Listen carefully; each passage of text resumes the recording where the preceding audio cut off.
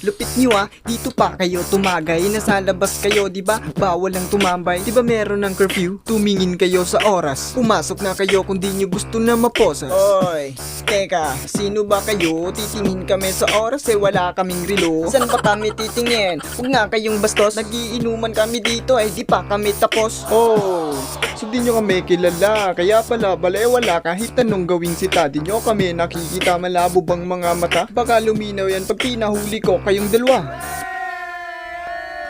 Ano daw?